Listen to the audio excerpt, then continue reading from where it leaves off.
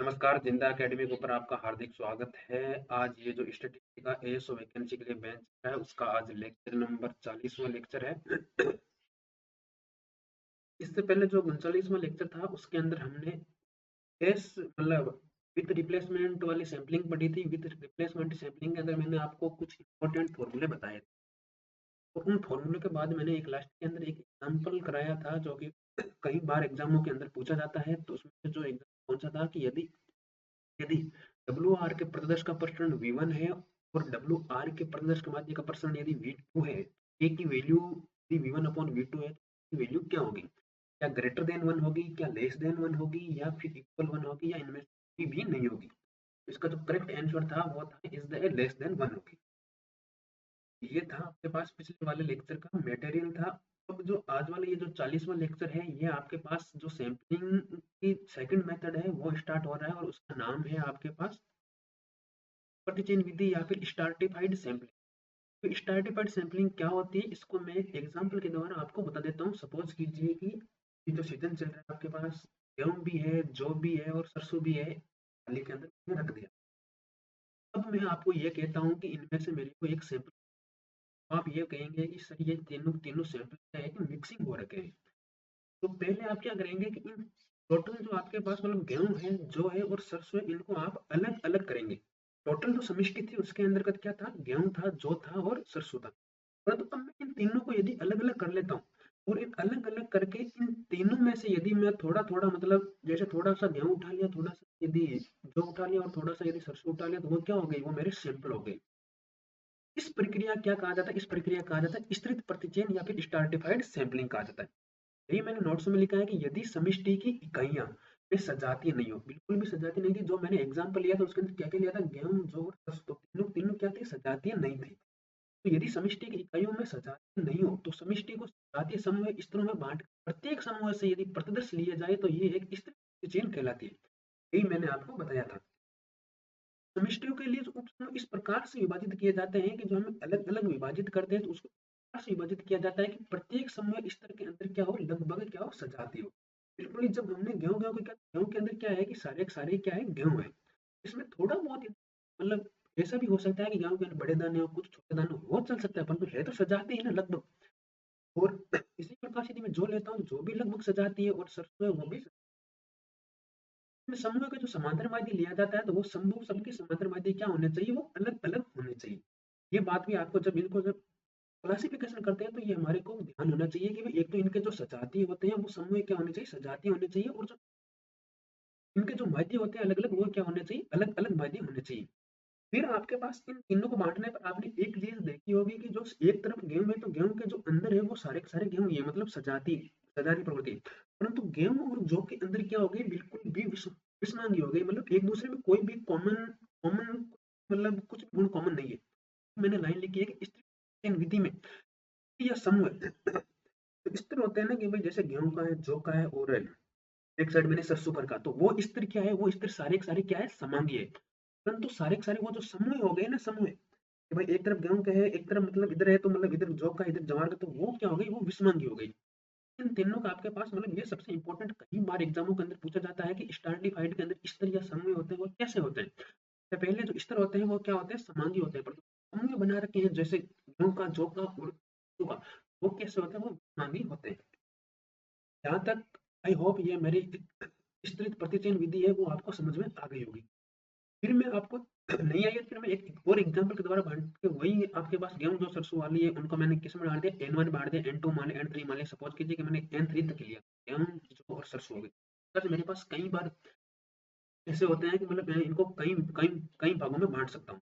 तो उन भागों में से यदि मैं N1, इससे मैंने N2 सैंपल ले लिया, इससे N3 ले लिया, इसी से Ni वाले में से Ni ले लिया, Nk ले लिया, और कई स्तरों के अंदर बांट दिया। जैसे मैंने आपको 3 एग्जांपल लिए, तो उनमें मैंने 3 एक एग्जांपल लिया, उसमें मैंने कितने कितने स्तरों में बांटा था? 3 स्तरों में बांटा था। गेहूं, जौ और सरसों। यहाँ पर आपके पास मतलब के क्या हो गई? कुल स्तर क्या हो गई? एन क्या हो गई? कुल प्रतिदर्शों की संख्या हो गई। Ni क्या हो गई? आए हुए स्तर में इकाइयों की संख्या हो गई। स्मॉल जो Ni है वो आए हुए स्तर से लिए गए प्रतिदर्शों की संख्या हो गई। यहाँ तक तो मुझे लगता है समझ में आ गया। उस एग्जाम्पल से ये ऊपर वाली थोड़ी हो गई होगी। फिर फिर अगला पॉइंट है नियतन या वितरण की समस्या। अब नियतन या वितरण की समस्या क्या होती है कि मतलब जैसे हमने अभी है कि गेहूँ, जौ और सरसों, वही एग्जाम्पल चलेगा इस पूरे पूरे लेक्चर के अंदर। जैसे गेहूँ, जौ और सरसों ले लिया, अब इसमें से मैंने गेहूँ की कितनी इकाइयाँ चुननी है, मेरे को सैंपल चुनना है, तो मेरे पास सबसे बड़ी समस्या यही तो है कि मैं इसमें से मतलब कितने गेहूँ चुनूं सैंपल के अंदर। यदि मैंने जौ के अंदर से मेरे को सैंपल लेना, तो मैं कितना सैंपल लूँ, ये सबसे बड़ी समस्या है। समस्या क्या कहा जाता है कि नियतन या वितरण की समस्या। इस तरह की विधि में प्रत्येक स्तर से कितने प्रतिदर्श लिए जाए, प्रतिदर्श मतलब एन आई कितने लिए जाए, इसकी समस्या लिए जाए, तो ये आपके पास समस्या होगी। तो इस समस्या क्या कहा जाता है, नियतन या वितरण की। फिर इस नियतन या वितरण की समस्या को तीन प्रकार से हम हल कर सकते हैं। सबसे पहला है जो समान नियतन है। तो इसके जो नियतन समस्या हल करने की जो विधियां होती है वो तीन प्रकार से होती है, मतलब एन आई किस किस प्रकार से चूज किया जा सकता है। समान नियतन सबसे पहली मेथड है, समान नियतन। यदि प्रत्येक स्तर से समान आकार का प्रतिदर्श लिया जाए तो ये समान नियतन कहलाता है। समान आकार का मतलब, जैसे आपके पास सपोज कीजिए कि एन एन है जो टोटल आपके पास मतलब 20 है। सपोज सपोज कीजिए गेहूं की जो इकाई है वो कितनी है, 20 है। अब इस 20 में से सपोज कीजिए इसकी 20 है, और इस 20 में से मेरे को भी मतलब स्तर बांटना है, तो मैं मतलब 5 स्तरों में बांट दिया। सपोज टोटल ही मेरे पास 100 इकाई है। ऐसे ऐसे मानिए इस 20 को कैंसिल कैंसिल कीजिए, मेरे पास टोटल कितनी इकाई है, 100 इकाई है। अब मैंने इसमें से चार स्तर में बांटना है, तो चार स्तर मतलब 25 25 25 बंट गए। अब चार स्तर में बांटना मतलब के की वैल्यू कितनी होगी, 4 होगी। एन की वैल्यू कितनी होगी, 100। 100 के अंदर 4 का भाग कितना आ जाएगा, 25 आ जाएगा। इस बार मैं 25 25 25 के अंदर बांट लूंगा, तो नहीं कितनी होगी, 25। ये आपके पास समान नियतन हो गए। फिर आता है कि आनुपातिक नियतन क्या होता है। जैसे नाम से ही पता है कि आपके पास जितना आकार, जैसे गेहूं की 20 इकाइयां हैं, तो 20 इकाइयों के हिसाब से मैं उसके आकार के हिसाब से इकाइयां चुन लेता हूं, तो उसको कहा जाता है आनुपातिक। तक लगता है उसको आनुपातिक नियतन आपको समझ में आ गया होगा कि आनुपातिक नियतन क्या होगा। आनुपातिक नियतन क्या है कि यदि प्रत्येक स्तर या समूह में से उसके आकार के अनुपात में यदि प्रतिदर्श लिया जाए तो लिया जाए, मतलब उसके आकार के अनुसार यदि प्रतिदर्श ले लिया जाए तो वो आपके पास आनुपातिक हो जाए। तो छोटे आकार में से यदि छोटा प्रतिदर्श ले ले और बड़ी आकार में से यदि बड़ा प्रतिदर्श ले ले, अनुपातिक नियतन हो जाए। अब अनुपातिक नियतन को मैंने फॉर्मूले के अंदर डिफाइंड किया। जैसे सपोज कीजिए कि आपके पास एन आई, एन आई क्या होती है, गेहूं होता है। मैंने कहा ना कि गेहूं जो और सरसों में से, अब जैसे गेहूं है उसमें से एन आई कितने लेना है, उसके आकार के अनुपात में ले लेंगे। समानुपाती चिन्ह ले लिया। अब ये समानुपाती चिन्ह को यदि कैसे भी ले सकते हो, मतलब N one upon N one equal to N two upon N three, ये तो समानुपाती है ना। समानुपाती के हिसाब से ले लूंगा, कोई भी एक कांस्टेंट राशि आ जाएगी इक्वल टू। अब इसका यदि ये फॉर्मूला भी आपको समझ में नहीं है, तो ये फॉर्मूला लास्ट वाला आपको याद रखना है। इनके मैंने लास्ट में एग्जाम्पल लिए हैं, जितने भी फॉर्मूला उसको, जैसे N I equal to N upon capital N equal to N I, यहाँ पर मैंने एग्जाम्पल लिया। तो ये मैं इसी फॉर्मूले का यदि मैं एग्जाम्पल लेना चाहता हूँ, तो सबसे चलिए हम लास्ट के अंदर चलते हैं। एग्जाम्पल लिया है ये देखो मैंने एग्जाम्पल लिया। यदि 500 आकार की समष्टि को, 500 कैपिटल एन कितना है, 5, 3 सजातीय समूह, 3 सजातीय समूह बांट लिया कि प्रत्येक समूह के क्रमशः 150 और 200 इकाइयां इकाइयां आपको दे दी जाती है। तो मतलब एन आई के मतलब इसमें जो कैपिटल एन आई की वैल्यू है वो आपको दे रखी है 150, 100 और 250 इकाइयां दे रखी है। अनुपातिक नियंत्रण चुनी गई 100 प्रतिदर्श इकाइयां, तो स्मॉल एन की वैल्यू कितनी होगी, 100 प्रतिदर्श इकाइयों का क्रमशः प्रत्येक स्तर पर चयनित इकाइयों की संख्या क्या होगी। तो जब आपके पास स्मॉल एन दे रखा है, कैपिटल एन 500 दे रखा है, और एन आई आपके पास 150 और 250 दे रखा है, तो एन आई की वैल्यू निकाल लोगे। स्मॉल एन आई की, स्मॉल एन आई में सबसे पहले एन वन लूंगा, तो यहाँ पर एन अपॉन 150 इसके अंदर रखूंगा, 30 आ जाएगा। इसी प्रकार जब एन टू रखूंगा, तो यहाँ पर एन टू आ जाएगा। एन टू की वैल्यू 100 दे रखी है, तो वो मैं कर दूंगा इक्वल टू 20 आ जाएगी। इसी प्रकार एन थ्री के अंदर 50 आ जाएगा। ये आपके पास इस फॉर्मूले के ऊपर क्वेश्चन हो गए। फिर आपके पास क्या आता है कि नेमन और इष्टतम का नियतन सिद्धांत आता है। तो नेमन और इष्टतम में क्या कहा था कि नेमन ने आपके पास जब इसको चुनते हैं, तो इनके जो इकाइयों के अंदर क्या होगा, जब किसी भी स्तर से हम इकाइयां चुनते हैं तो उसमें क्या होगा, बस लागत आएगी, तो उसमें लागत को भी ध्यान में रखा गया।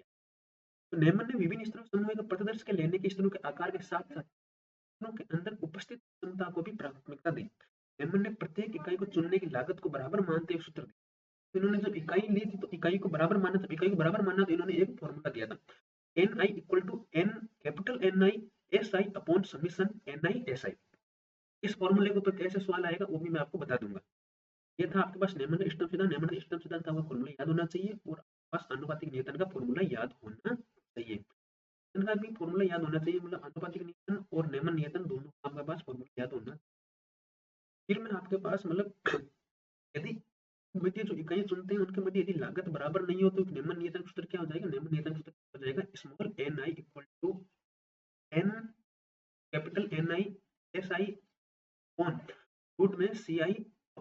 Summation of the N I S I upon root C I. यही यहाँ पर क्या होता है कि प्रत्येक स्तर से प्रतिदर्श चुनते हैं तो उसकी लागत है। फिर आता है कि नेमन नियतन द्वारा प्राप्त प्रतिदर्श माध्य का प्रसरण सबसे कम होता है। ये आपको ध्यान रखना चाहिए। नेमन नियतन सबसे अच्छा और उपयुक्त माना जाता है, ये हमें भी पता है।